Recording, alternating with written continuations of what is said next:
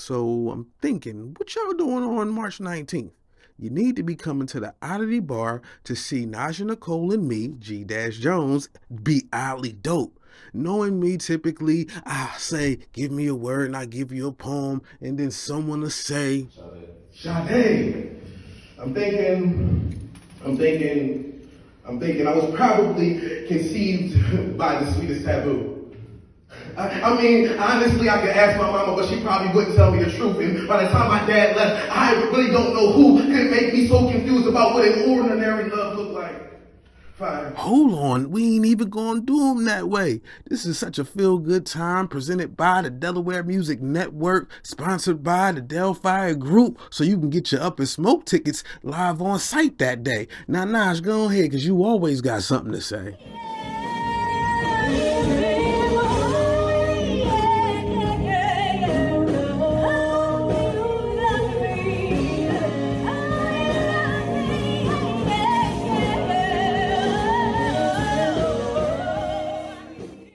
Hey, yo, G-Dash, boy, take your hat off. Fine. This week on Hats Off with G-Jones. Y'all know what it is. Okay. Yeah, we in the building. This is it. One of them days. Y'all know what it is. It's your boy G-Jones. Oh, man. You don't know what this is. It's another one of these amazing episodes of what I like to call Hats Off. That's right, hats off with me, G-Jones, live in the building, right? Listen, we're going to talk to the phenomenal, the masterful Jaquanne Leroy today. That's who we're going to talk to today, right? I got a special guest from my Up and Smoke squad. They're going to talk to y'all about this. But first, I always start off, I got to get out some salutations, that's what I'm going to call it. Peace and salutations to some people, to some things. So first and foremost, me. Okay, listen, oddly dope. All right, I don't know what you doing this Sunday coming up, but you need to be coming to see. I'm gonna get on that stage. I'm gonna be thinking. I'm gonna put some things together. Right, it's gonna be Naja Nicole. What? Oh man, if you don't know what Naja Nicole do with the vocals, ooh, she gonna, like, somebody might cry. Like, somebody might, and just in the audience, they might cry. So just be prepared, because the vocals gonna get to your soul like that. Jay Street gonna step on that stage. What? And I know what he gonna sing. You don't know what Jake Street gonna sing. Okay, he gonna sing some things. You're gonna be like, what? Did he sing that? He sang that. And the Connor gonna get on that stage too. What? Yeah. He gonna have some bars too. He gonna speak like, did he spit that? He spit that. And this is gonna be a part of the whole G-Jones, Naja Nicole, oddly dope show, March 19th on Sunday. Listen, it's gonna make your soul feel good. It's gonna be one of those shows where you're just gonna feel good when you're done. Okay, you're gonna like, wow, that felt good. Like, wow, do it again. Okay, listen, so you're gonna want to be there. The doors open at 5. The show starts at 6. So I suggest you get your seat. Chef Rail gonna have the meals hooked up, right? So you're gonna want to get your grub on. All right, listen, live at the Oddity Bar, and of course the Up and Smoke tickets gonna be available. So feel free to grab yourself some Up and Smoke tickets, because we're gonna have them on deck, live and in person. Shouts out to Delfire. And they're going to come on, they're going to talk about that in a little bit too. Now, also, I got to give a shout out to my peoples, John Tay, DJ G1, and DJ Mark. They have their podcast, We Grinding. That's on SoundCloud now. Go and check that out. It's a vibe. You're going to get some laughs in. You're going to be like, really? Why are they so crazy? Listen, I advise you to go ahead and check that out. I do. So that's the We Grinding podcast on SoundCloud. Boom. Go ahead and get you that one. And last but not least, I also got to mention Tony Trower, right? You're going to want to come see Tony Trower next Friday at What? The Rockford Tavern, live at The Rock? Yes, the sultry sounds of Tony Trower. Yes, you're going to see her live at the Rockford Tavern. I'm hosting that situation next Friday. Boom. So, boom, you can catch me hosting, bow, or listen, this Sunday, okay, Oddity Bar, catch me doing what I do, thinking with Naja Nicole with the vocals. Listen, it's a vibe, Delaware Music Network, we rocking. All right, as I get started with this episode, the hats up. Oh, I forgot the shirt, by the way. If you don't see the shirt, bow, see that? That's La Casa Day. Yeah, they shirt kind of fly, ain't it? Yeah, they shirts fly. I know they shirts fly. It is. Yo, shouts out to La Casa Day. By the way, listen, if I get some merch, I rocks the merch, okay? I have no problem promoting the merch. La Casa Day got the vocals. They be getting it going, okay? So, and Poetic L with the harmonies, okay? Baptiste Brothers with the spitting. Shouts out to them, and they got dope merch. So I wear it. You want me to wear your merch on my show? holla at your boy. I don't mind. We can do it. Anyway, with that said, I feel like it's time for me to unleash the presence of a man, a myth, and a legend. Okay? Yes. I have some of his art here, actually. I should have brought it out. Bring up my man, Jaquanne Leroy. All right. Listen, when we talk about painting, digital art, whatever, however you need the art to get done, that's what you do. Woo! Hey, how you feeling, good brother? I'm well. I mean, I can't complain. How about you?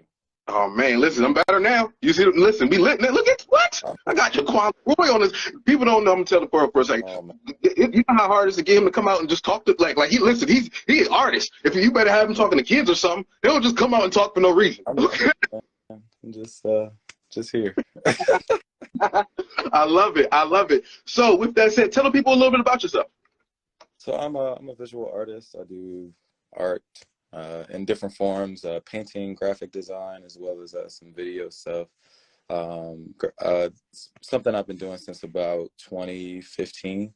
I used to work with kids, community centers, West End, Brandywine School District, and then I went back to school for advertising design, and then started meeting other artists in the city and got introduced to Wilmington Art Loop, and I've been doing art in the community ever since. I love it. So with that is quite a journey. Didn't put this here, but now I gotta ask it. Because you do digital and you do actual like painting, is there a difference in like your mind frame when you're doing one versus the other? I mean, you can immediately hit undo when you're doing something on a computer. You don't have the same ability when you're doing something on canvas or tactile. So I would say you fall in love with the happy accident more when you are doing something on paper, because you can't go backwards. You can't just decide, all right, I don't like this. You have to find a way to make it work. So I enjoy both, but I think that element within tactile art, like painting or whatever the case may be, that stuff has a different feel to it. It's more authentic, I would say. So that actually makes perfect sense to me. It's kind of like when they said when people used to make music, they would have the whole band in the studio and you couldn't just fix the sound if it was messed up. Somebody messed up on that hit. It's a part of the song now. So like it just kind of goes in. Right. So I think that's the same thing with visual art too. I mean, you have the capacity to make things work, right? To make it work. And I'm assuming that's probably what they would do with music too, right? But yeah, I had like terrible accidents doing paint projects, and you just have to make it work. So wow.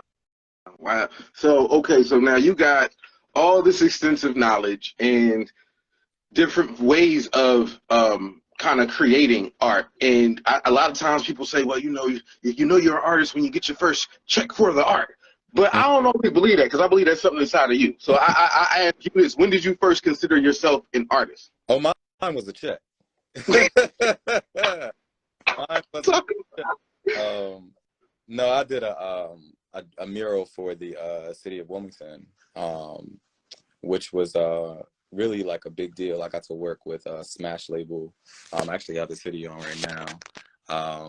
So I got to work with him on this project we did for the city of Wilmington, and we did like a Wilmington Monopoly board on an old basketball court.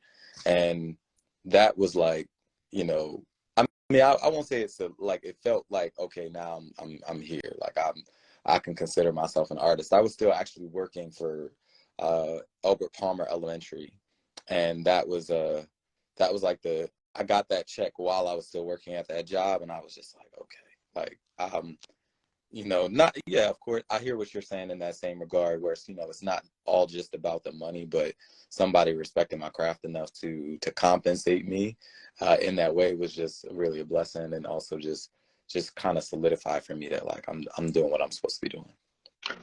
Oh, I get it, because it was one of those things where I don't want to say validating, but it was like, oh, somebody gonna pay me to do this? Y'all gonna pay me? Yeah, I got, run it up. you know. Talk about it. Oh, and I I'm gonna love press it. after that. That's how that goes. And then did you notice that once that started, that it kind of started opening doors for more checks and more work? I would say it didn't hurt for sure, but ironically, right after that, I was in a residency for the art museum, and like it got cut short by the pandemic, and so then that was like a whole nother gear shift for me. So it really did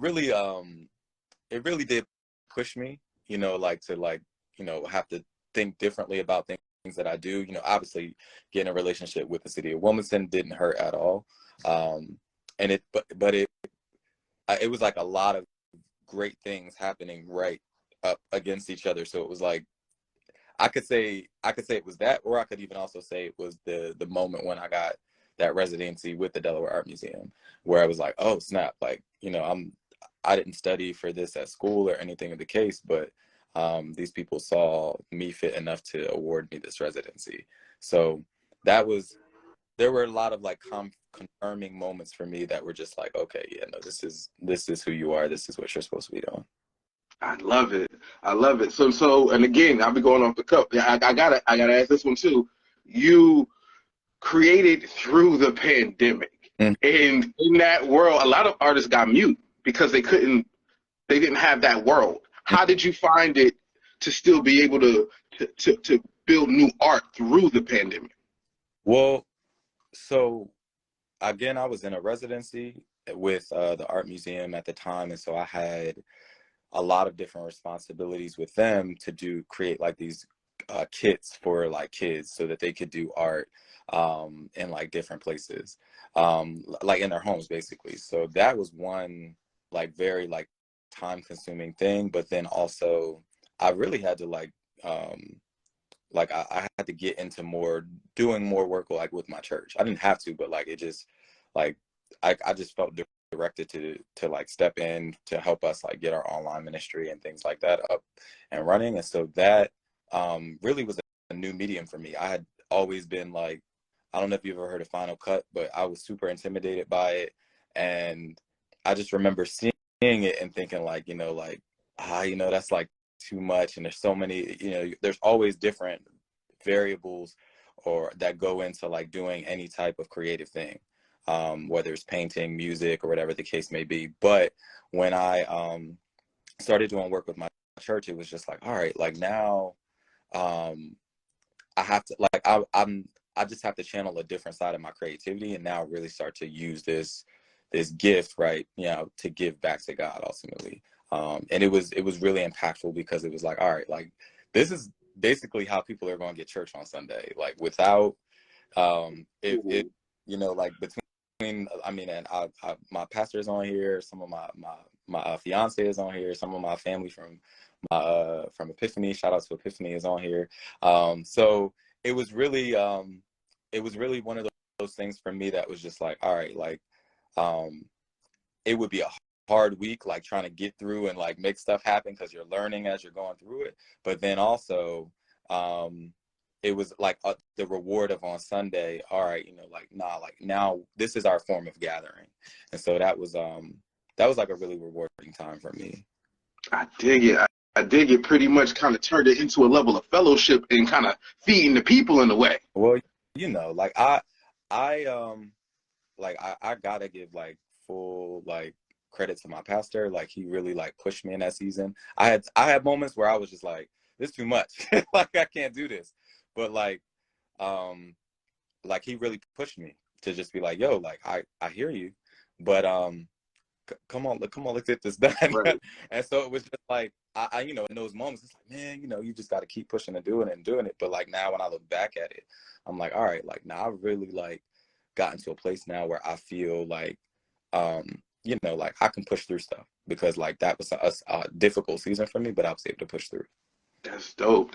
That's dope. Now, the other side of that coin is you was putting together take-home kits for kids to make art, right? That is to me like the foresight you gotta have. Like, all right, they're gonna need this, they're gonna do that, they're gonna take it home. What was it like, kind of even putting that together? It was terrible. It was all right. So putting the kits together was not bad, but doing virtual art what I can't try to make it pretty. Shout out to like any teachers who like really had to do that full time, because teaching kids is online was like the craziest experience that I've ever had. And you know, really trying to do physical things where, you know, I hope you're like, I'm used to like, oh, okay, here, let me help you out. Oh, you want this color? All right, I got you. I'll get that for you. Where when you're online, you don't even have that capacity to help in that way. And so, you know, I'm like doing origami projects, and I've got like kids, and I'm like, you got to tuck it right there, put it right there, like, and do all this stuff like that. And it was the most challenging thing. And so I was really glad when schools returned. I don't have any pretty language for that. It was terrible. But it made me like have a strong appreciation for like full-time teachers, because there was like I couldn't imagine having been a full-time teacher, even more so an art teacher in that time, because that was very challenging.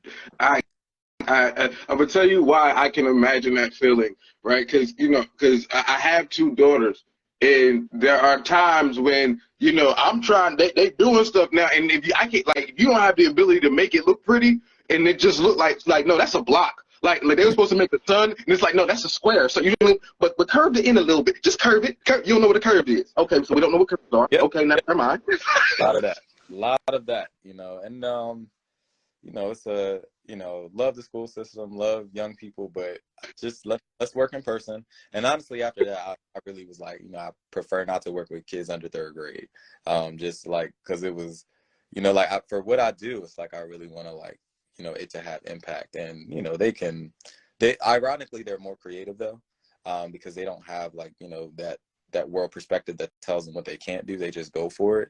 But trying to teach them like certain concepts that are a little bit deeper is just kind of harder to get through to them on those notes. So absolutely, I dig it when you want some details. So what about the workshops you're doing now? Like you're doing them now with kids. What's that like? Well, it's a full spectrum. I have some that I do still working with the museum, with like community centers like William Hicks Anderson, and it's the hood. We love it. Love the hood. But I was joking with my fiance. I was like, it was a little ghetto.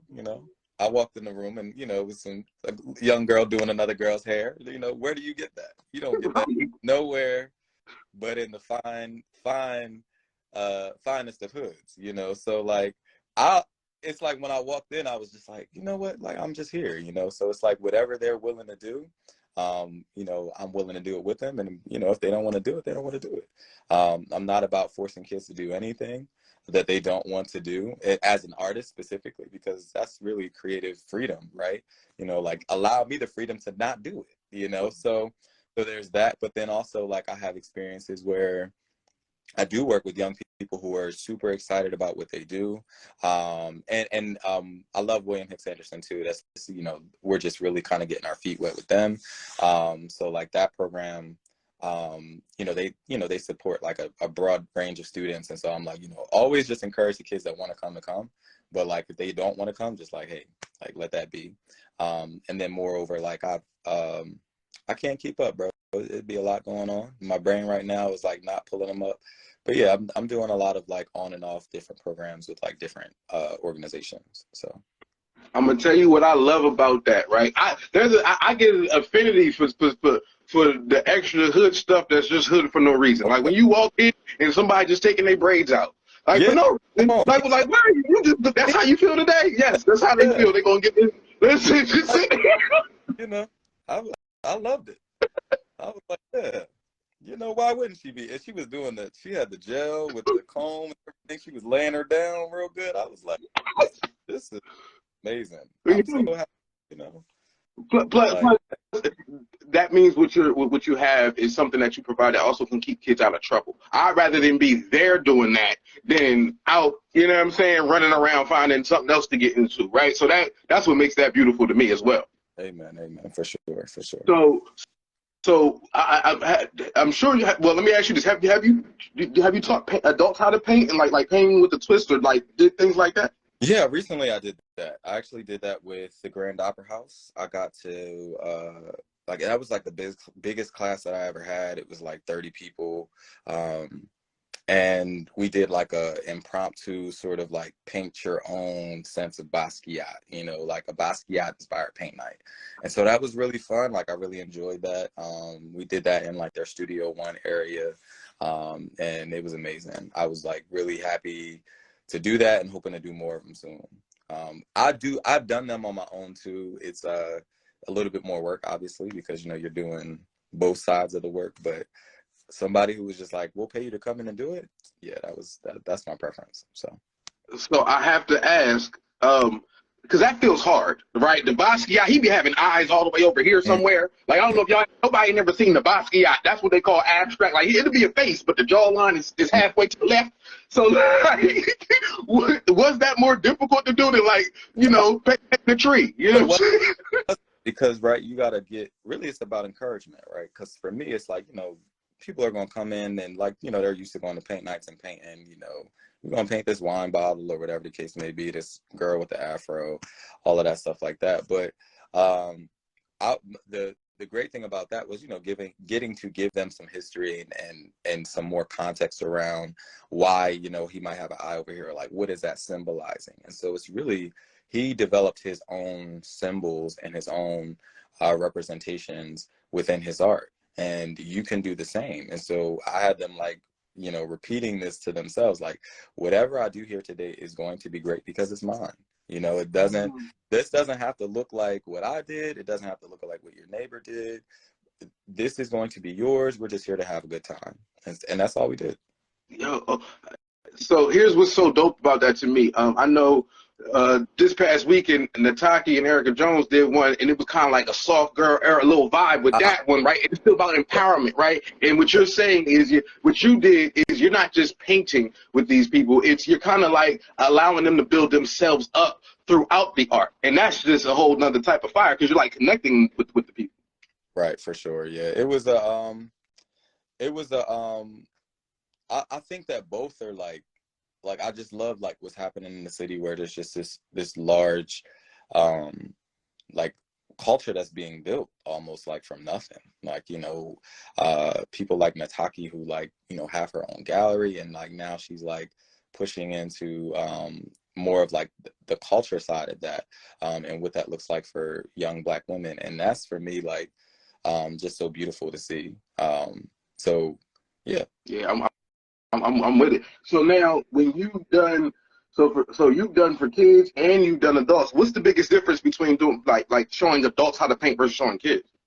You know, it's like, I would say, like I said earlier, kids usually have a bit more sense of freedom, so they tend to be less concerned about, you know, like, is this right? Like, did I do this right? Like, ironically, grown people have more of a sense of like insecurity around their work. I would say as a whole. Now, they're not gonna cry, but like, but they'll have a greater sense of insecurity about their work most times than young people will. So I do like that. Most of the time, kids will do their thing and they'll be like, "This mine," and I love it. Like, you know, where adults, it's like, "Can you show me this again? Can you show me this again? How do you get me to do that?" Now, the group of women that, I won't say it was all women, but it was mostly women that I did with the Grand Opera House. I got the sense that they were secure with themselves, so they weren't the best example of it. But other times when I've worked with young people, it's been a little bit more. It's been a little bit more of a sense of like, oh, I didn't get this right. Help me fix it. Like that's their thing, is help me fix it. You know, like, you're an artist. You like, help me. Like, I'm like, it's fine. Just that's the biggest part about for me being an artist, is like getting to the point where I'm like, yo, this is mine. I created this, and I can feel a sense. Like, most of the time, you'll look at it and you'll see all these things wrong with it, but the next person will be like, yo, I love that. That's dope. So that's what I try to encourage them to understand more than an artistic concept. That makes a lot of sense to me. I think that as adults, as we grow up, like when you're a kid, not for nothing, you still think that it's beautiful. And to a certain extent, as adults, we encourage kids to try, right? You got to try, and don't be afraid to fail. I think as you get older, you felt the sting of failure or you felt the sting of judgment. So now you're like, wait, and you start saying that I can't or I'm not. Like, I'm not an artist. I don't. No, you are a creative. You are an artist. You can do it. You know, and they need that. I guess, do you find that they just need more reassurance often in those moments? Yeah, grown people can be something. You know, they they love them. You know, but like I love everybody. Hold on, I'm doing too much. I'm trying to do too many things at once. All right, let me chill. Yeah, I feel like, you know, a lot of times it's like, you know, the older we get, the more years we spend on Earth. It's just like the more opportunities we have for like things to go wrong, and they've had more opportunities for things to not go their way. And so when you painting and that paint decided want to do something that you didn't want it to do, it can be frustrating as an adult. So I just encourage them to, like, you know, go with it, you know, because you have a lot, you will gain more control, you know, with when it comes to painting. But when things don't go your way, you got to learn how to adjust. So. Oh, that's a life thing. That's a bar. That's a life thing. That's all. I feel like that's really all painting is. It's just like, it taught me a lot about life. So that's always specifically when I work with older people or even like young teenagers or older teenagers, I really try to get them to see that, you know, like, hey, you know, if you let this thing, it will teach you some things. You just got to be open to, like, you know, you're gonna make mistakes and you can learn from those mistakes. They don't have to be like something that's like this is now ruined and now I have to keep trying to do this again. So yeah. Absolutely. So what's your latest exhibit? My latest exhibit, I actually did an exhibit at the end of last year at the Chris White Gallery. And that was an anthology. And so I did this showcase of different art pieces that I've had in different shows over the past 8 years since I've started doing art. If you go to chriswhitegallery.com, you can actually see some pictures from that exhibit. The theme was kind of taking you a journey through the journey that you've had with art and the stuff that you've made? You could say that, yeah. That was the basic premise for me, was really showing people like where I started when I was in art school, up until now. I think the most recent piece that I had in there was an abstract piece that I did just around, like, I had this drawing that I did called Stop Stressing, and then I created that into a painting, and that was the latest piece that was in that show. Yes. Okay. Listen, I was at the show under the street lights. I remember that Marketplace Gallery. Shouts out to Sarah Crawford. That was that vibe. Listen, because you had some things going on. Like, what inspires you to create your art? Like, where do you get that vision? Man, I love the city. You know, and like I grew up. I'm 35. So I grew up in an era of like hip hop and like, but like also like where it meets jazz and seeing even though I never like would see art like a lot in the city, but like when I like travel to places, like I was always intrigued by like billboards and things like that. And so that was like a big inspiration for me, is just like light, you know, like light is everywhere, like physical light, you know, in a city. So versus like when I would visit like family in the country, it would be like, oh nah, like this is like something I don't want to take for granted. Like even though Wilmington is small, like you pull up and you can still see a bunch of lights. And so I kind of like mirrored that to like, you know, like the presence of God, where it's just like, you know, even though we might like be in darkness, like God is still all around us. That's deep. That's dope. I'm gonna tell you what I appreciate about that and your show, right? And I've never told you this before, but because of what I do with spoken word and seeing what you do with art, like you combine elements, right? When I walked in that show and I started to act, you know, I talked to you about it and I read, and you were like, yeah, so, and we was talking, you was like, yeah, so there's this one over here, got the Kanye street lights, da-da-da, that's why I was playing. I was like, wait, what? And then my brain flipped, and then you was like, yeah, but there's spirituality in all of them. Wait, what? And then my brain flipped. Like it was like, yeah, but if you look outside, you know, we in Wilmington. So it's that and all of it. And I was like, yo, he can find all of these elements in the show. I said, yo, it was mind blowing. I gotta commend you for that. Yeah, man. It was I got to do some like experimental like photography. Another thing I had pulled from like work that I had done with just like different graphics work that I had done.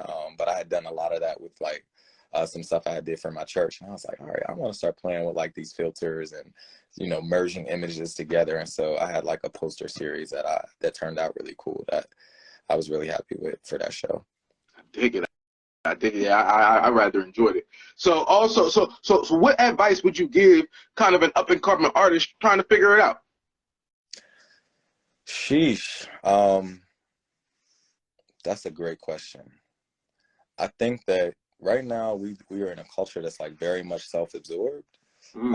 Very easy as an artist to get wrapped up in yourself, and you'll see it a million times. You'll see artists that are like super successful, and just like constantly doing things, right? Just doing stuff, just out here, I'm just out here doing stuff. But like finding a way to like not just use your talents for yourself, but to use them to give back to other people, give back to your community. I think that's something that's super impactful. And so obviously, you know, somebody can come in here and be like, you got to really hit it on social media. You got to do all these other things. But my encouragement to people would be to be selfless, you know, like think about ways that you can help other people.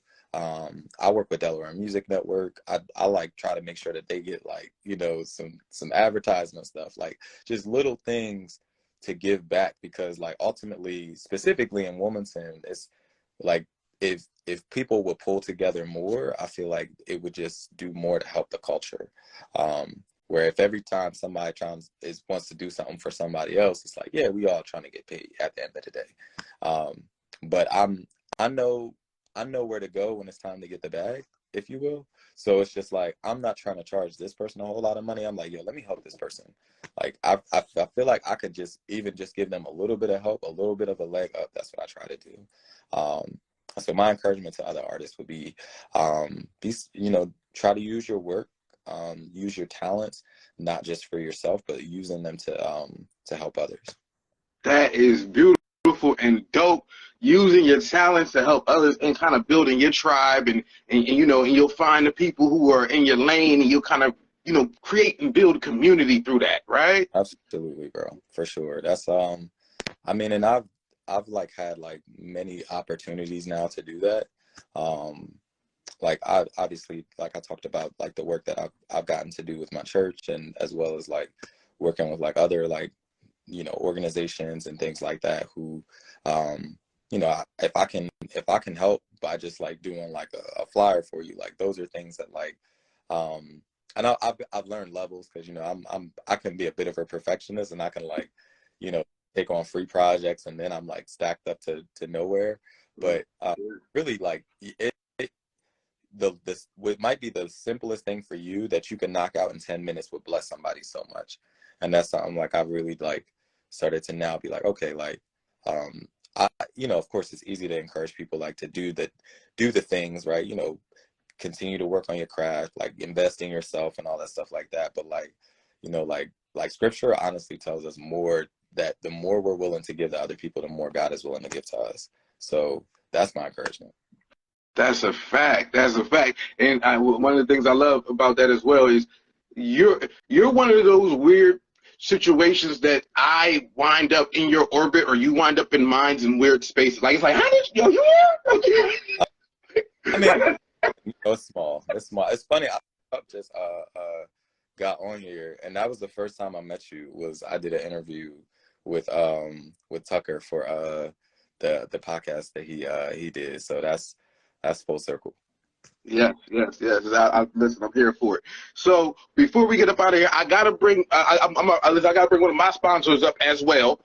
So I'm gonna bring my people from Up in Smoke, because they gotta talk about their situation. You know, they want us, and because you know, Delaware Music Network. By the way, y'all keep seeing me post stuff. There's a flyer for Delaware Music Network, and it's me, and it's Naja Nicole on it. You want to know who made it? That man, Jaquanne Leroy. He made the flyer, okay? Listen, he did. All the flyers that you be seeing me posting for the Delaware Music Network situation, that's Jaquanne Leroy that makes these flyers, because he does the digital and he does the paint. Okay, that's where he's at. Now, with that said, I got to introduce Also somebody who is fully about community as well, ironically, like very about community, very about giving back and unity, and he will be also, supporting this oddly dope Delaware Music Network situation on Sunday. James Baldus, go ahead, sir. Talk to the people.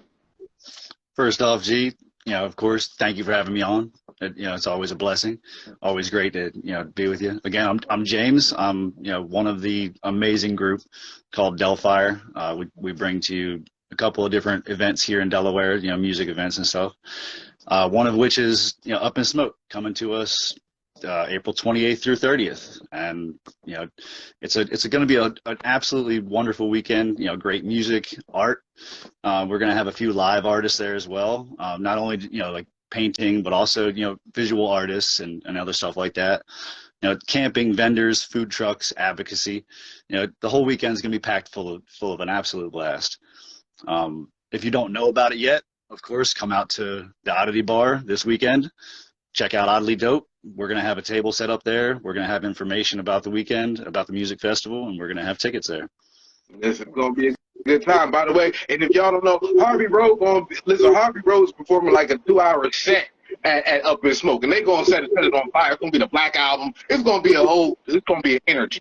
Okay, I hate to do this, but because I got both of y'all on here, and I love to like mix stuff whenever I got people on here at the same time, so I'm gonna ask both of y'all the same question because y'all both in different worlds but live in a similar place. What's the hardest thing about kind of garnering community just for the sake of community? Like, when you want people to just kind of just be like, hey, help somebody, or hey, encourage people. What's kind of the hardest thing about getting them to go into that world? Jaquanne, I'm gonna ask you that first, and then I'm gonna ask you next. I mean, people, so, you cannot control other people. And, getting people to see the benefit in community, I would say is a challenge. But, it's, I would say I try to focus more on like the positive aspects of it, where it's just like, you'll get people that are like really excited about community. And so it's like focusing your energy there on like the people who like enjoy community, who want to be around each other, rather than focusing on the challenges of it. I dig. It probably goes into when you was like, oh, you don't want to do the art, just chill out, like we're here, it's fine. Exactly. I mean, you get to an age where you just like, trying to force people to do stuff they don't want to do. You just recognize like, oh, I should like just take my energy elsewhere. So okay, I dig it. What about you, James? I'm right there on the same page. I mean, I think that the best description for it I could find would be persuading positivity. In today's world, there's just so much negativity surrounding everything that our mindset just kind of seems to always want to drive there. And to try to influence the community in a positive way, we just we need to persuade positivity in each individual. And much like he just said, it's hard to do because everybody is their own individual. They're all on their own paths. They're all going to go down that same, down whichever road they're going to be going down. But persuading positivity on an individual level can help to increase that, positive community effect. Absolutely, because people hate to feel forced.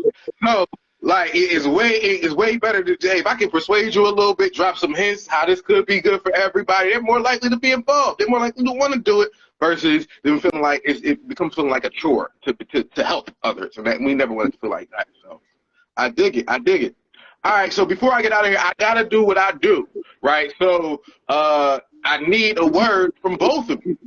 So Jaquanne, go ahead, give me a word first, and then I need James to give me a word as well. We're going to do something. My word is indigo. Indigo. Ooh. Okay.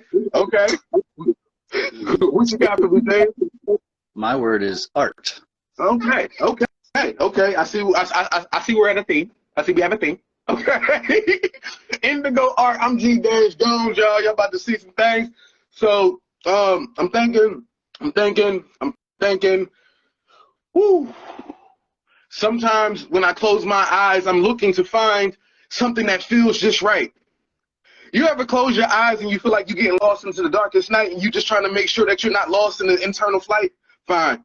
I'm trying to make sure that I can serve myself while serving everyone else, while not getting lost and giving too much of myself. All right. You can ask me, well, gee, which way are you supposed to be? Which way are you supposed to go? And I say, well, clearly, I try to remain on my path in a way that I can inspire the community with every step I take, because I know how this can go. I've seen a lot go left for no reason.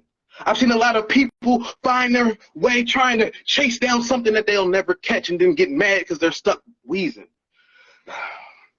See, the beauty that I can see is simply in what I see when I look out the window and see those streets. It's something about how when the things fly by and the cars ride by and the people are playing and sometimes they're arguing in the light, and I'm like, yes, this is life. It's something about the impact that I can feel, right? It's something that I don't even need that brush for me to get it just right. Sometimes you don't even need that camera click to make it just fit. I get it. It's something about this that makes you wonder, how did it start? Or makes you know how it starts. It makes you know that even within you, that next journey is meant to start. Yes, it comes with the glow. Sometimes that inner glow is meant to be a tinge of indigo, and that's why you're like, oh, this is so beautiful. And you want to know, that's art. That's art. That's all I got, yo. So I'm G-Jones, you know.